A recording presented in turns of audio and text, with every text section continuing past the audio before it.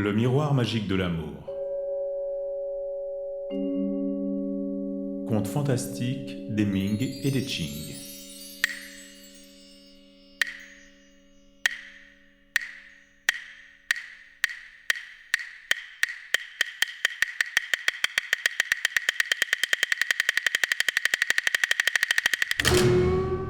Le pont des trois rêves.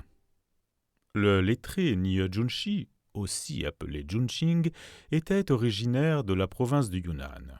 Il s'installa à Yunmeng dans le Hunan et, au lieu de chercher à faire une carrière de mandarin, il fit construire une chaumière de 3 pièces pour y mener une vie d'ermite. Sa femme, issue d'une famille riche de Hankou, était intelligente, connaissait les grands classiques et savait même composer des poèmes.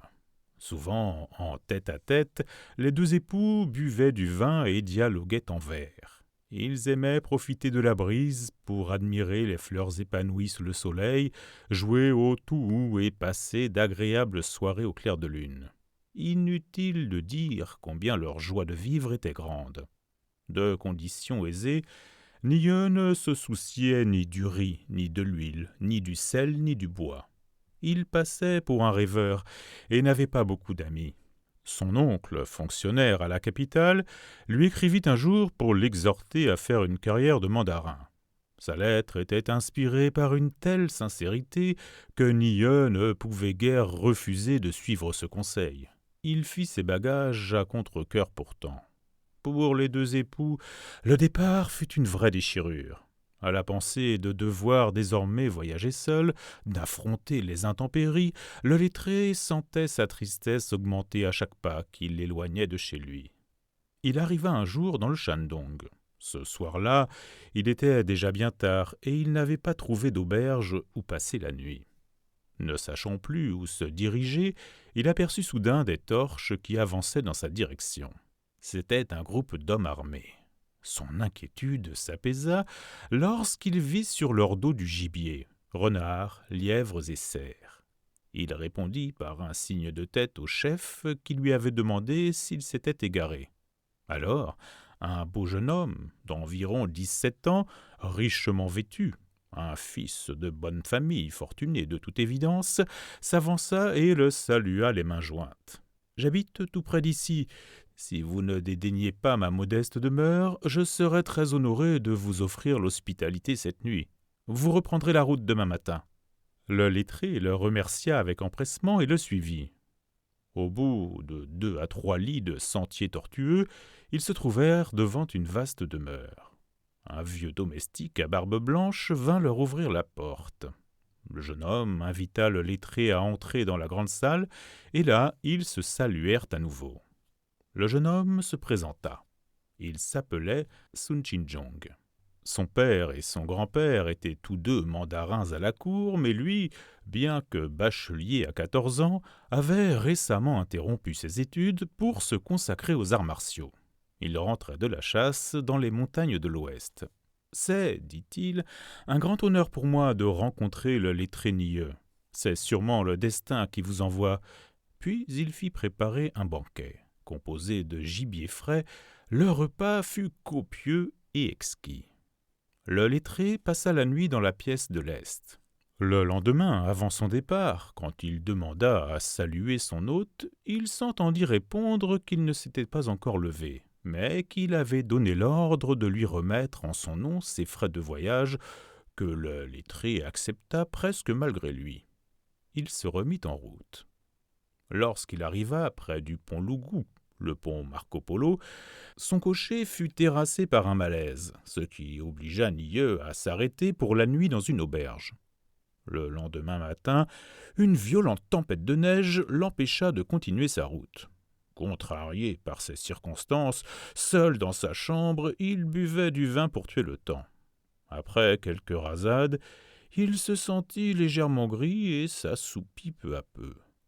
Soudain, il vit le vieux domestique à barbe blanche s'approcher à cheval et s'adresser à lui. « Vous manquez beaucoup à mon jeune maître. Il m'envoie vous chercher pour vous conduire jusqu'au pavillon de l'Est, admirer les pruniers en fleurs de notre jardin. » Nie enfourcha son cheval qui partit au galop. Au bout de quelques lits, il s'aperçut que le vieux domestique avait disparu. Mais il ne s'arrêta pas et finit par arriver à l'endroit où il avait passé la nuit précédente. La grande salle était vide. Comme il ne savait pas par où accéder au chemin, il se laissa guider par ses pas. Il franchit plusieurs portes, suivit un labyrinthe d'allées sinueuses. Soudain, il vit apparaître sur sa gauche, dans la brume, un pavillon de 5 pièces aux fenêtres finement ouvragées. Dans la cour, une immense treille portait des raisins en abondance d'un rouge violet éclatant. Il n'en croyait pas ses yeux. Pareil spectacle en plein hiver! Il poussa la porte. Près d'une fenêtre, une jeune fille était occupée à broder. Surprise par l'intrusion de l'inconnu, elle se leva d'un bond tandis qu'il reculait et s'immobilisait.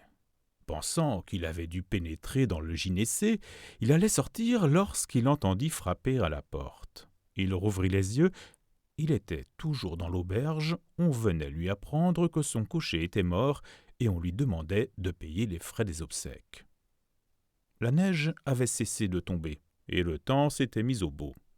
Il loua une voiture et arriva chez son oncle dans la capitale. Il devint son secrétaire. Il le secondait dans le règlement des affaires administratives et il occupait le reste de son temps à préparer l'examen provincial qu'il passa avec succès. Il fut reçu 2e. Un mois plus tard, il reçut une lettre qui lui apprit que sa femme était malade. Le lettré niais passa de nouveau devant le pont Marco Polo et, de nouveau, rencontra l'aubergiste qui, heureux d'apprendre sa réussite, l'invita avec chaleur à s'arrêter chez lui. Cette nuit-là, il eut encore un rêve. Il arrivait devant sa maison, ornée de tentures noires. Il entrait, trouvait le cercueil de sa femme. On lui disait qu'elle était morte depuis une dizaine de jours. Il éclata en sanglots. Soudain, il entendit le tintement de morceaux de jade et il sentit un parfum extraordinaire lui monter à la tête. Il vit son épouse sortir de sa chambre aussi belle que naguère. Elle le salua, puis lui parla ainsi. « Qui pourrait croire que nous sommes désormais séparés pour toujours? Ma vie aura été bien courte, mais ne sois pas trop en peine. Dans ma vie antérieure, j'ai été nonne au temple de Shuwei. Lorsque je t'ai rencontré pour la première fois, c'était le jour du bain du Bouddha. Tu étais alors un lettré de Yanju, et je suis tombé dans les filets de l'amour. Ainsi nous sommes devenus mari et femme. Mais ta véritable épouse n'a que 15 ans. Si tu veux, je vais te la montrer. » Ils se mirent en route. Nieux avait l'impression d'être porté par des nuages qui voguaient au gré du vent. En peu de temps, ils arrivèrent dans la cour de la famille du jeune bachelier Sun. On y jouait de la flûte, la maison était entièrement illuminée, toutes les pièces étaient décorées avec magnificence. Des serviteurs vinrent le revêtir d'un costume de mariée. Une grande musique retentit. La mariée fit son apparition, et les 2 époux se saluèrent avant d'entrer dans la chambre nuptiale. Il souleva le voile rouge, sa femme, c'était la jeune fille qui brodait devant la fenêtre. Il ne comprenait pas comment il était arrivé jusque-là. Tout à coup, quelqu'un le secoua par l'épaule. Il rouvrit les yeux, le cocher était là. Il avait préparé la voiture et le pressait de partir. Le lettré niais arriva chez lui. Comme son rêve le lui avait annoncé, sa femme était morte. Bientôt, plusieurs familles riches lui proposèrent leurs filles. Il les refusa l'une après l'autre. La vie dans le monde des poussières rouges l'intéressait de moins en moins, et il pensait à se retirer dans les montagnes Tiantai pour y mener une vie d'ermite. Seul le souci d'assurer sa descendance l'en empêcha. Comme la date du concours national approchait, sa famille et ses amis l'exhortèrent à s'y présenter. Il finit par accepter. Le long voyage vers la capitale lui parut l'occasion de secouer sa solitude. Il s'installa chez son oncle, comme la première fois, réussit le concours et fut très apprécié par l'examinateur royal, M. Sun, de la ville de Jinan. Or, ce M. Sun avait été reçu au concours national la même année que son oncle. Il apprécia tellement le jeune homme qu'il lui proposa la main de sa 3e fille. Il en parla à son vieil ami, qui décida lui-même cette alliance pour son neveu, lequel se vit contraint de respecter la volonté de son oncle. On choisit donc un jour faste pour la présentation des cadeaux, et on décida de célébrer les noces dans le Shandong à la fin de l'automne. À son arrivée dans la famille Sun, le lettré eut la grande surprise d'y trouver le vieux domestique à barbe blanche qui lui avait naguère ouvert la porte. Il fut encore plus étonné quand il vit le jeune chasseur venir l'accueillir. Il lui semblait revivre son premier rêve. Tambours et cymbales résonnaient en un harmonieux concert. La cérémonie des noces fut riche et solennelle. Il avait l'étrange impression d'avoir déjà vu ce spectacle. La nuit s'avançant, les jeunes époux se retrouvèrent dans l'intimité. Tandis que la jeune mariée, légèrement inclinée auprès d'un brûle-parfum, se débarrassait de ses atouts, il fut de nouveau envahi par une impression de déjà-vu. Un peu plus tard, Nie raconta au jeune homme ce qui lui était arrivé dans les montagnes. Celui-ci, ne se sentant plus de joie, frappa dans ses mains en disant « Je me disais que le sosie parfait d'une personne n'existe pas, mais il m'était impossible de me rappeler où je vous avais déjà vu. » Un soir, en fouillant dans le coffre où elle rangeait ses papiers et ses broderies, la jeune mariée en sortit une broderie inachevée. Son mari eut l'impression que c'était celle qu'il avait vue dans son rêve. Stupéfait, il lui raconta son premier rêve. Elle s'écria « J'ai fait le même !» Cette année-là, ma deuxième sœur aînée et moi, nous avions fait un pari pour savoir qui broderait le plus vite. Je voulais gagner, et ce soir-là, j'avais veillé tard pour broder. J'entendis soudain des pas derrière mon dos. Tournant la tête, je vis entrer un homme. Vite, j'appelai ma servante. L'homme s'arrêta comme s'il n'osait avancer. Bientôt, il disparut sans un mot et sans laisser la moindre trace. Ma servante accourut, me trouva endormi sur ma table d'un sommeil si profond qu'elle dut m'appeler plusieurs fois pour me faire revenir à la réalité. Je n'osais rien dire de tout cela à qui que ce soit. Je pensais avoir eu affaire à un mauvais esprit. Grâce à ton récit, je sais maintenant que c'était ton âme qui était venue jusqu'à moi. Deux rêves étaient déjà devenus réalité. Le lettré, convaincu qu'il devait tout cela au génie du rêve, installa un autel à son intention, et matin et soir, il brûlait de l'encens et se prosternait avec le secret espoir de retrouver sa première femme. Plus tard, il fut à son tour nommé examinateur royal. Il s'acharnait à découvrir des hommes de qualité et à frayer le chemin aux jeunes talents, même s'ils étaient d'origine modeste. Après avoir été 3 ans recteur de l'Académie, il fut promu chroniqueur royal. Mais son franc-parler déplaisait aux nobles qui réussirent à l'écarter de la cour et à le faire nommer successivement dans plusieurs districts de la province du Shandong.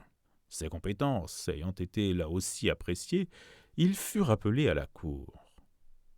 Lorsqu'il arriva près du pont Lougou, il eut soudain un malaise qui l'obligea à passer la nuit dans une auberge. On fit venir un médecin qui diagnostiqua une grande fatigue et lui prescrivit une tisane de ginseng. S'étant brusquement assoupi, le lettré vit en rêve le vieux domestique s'approcher, une carte de visite à la main, et lui annoncer l'arrivée d'un hôte distingué. Le lettré prit la carte et lut « Qing-Qin, la déesse aux luttes d'azur de la 3e île de Penglai ». Étonné, il donna l'ordre d'introduire la visiteuse qui lui dit « C'est aujourd'hui que vous devriez terminer votre carrière de mandarin, mais il y a quelque temps vous avez commis une erreur en instruisant un dossier. Pour la peine, vous passerez encore 30 ans sur terre. Votre femme devait regagner sa demeure d'immortel aujourd'hui, mais par bienveillance à votre égard, j'ai demandé à la déesse du mariage de prolonger sa vie terrestre. Ainsi vous vieillirez ensemble jusqu'au jour où vos cheveux blanchiront. » Le lettré se réveilla en criant « Comme c'est extraordinaire !» On lui présenta la tisane. Comme si une main l'avait frappé, le bol fut soudain précipité par terre. Persuadé que ce phénomène devait avoir une explication, il fit appeler un autre médecin qui déclara qu'il s'agissait d'un banal coup de froid. En effet, une seule potion suffit à le guérir. Quelques jours plus tard, Il démissionna de sa charge, retourna dans son pays natal où il passa toutes ses journées dans les montagnes au milieu des bois et des sources. Sa femme et lui moururent à plus de 80 ans. Quelqu'un qui avait appris leur étrange histoire l'appela le pont des Trois Rêves.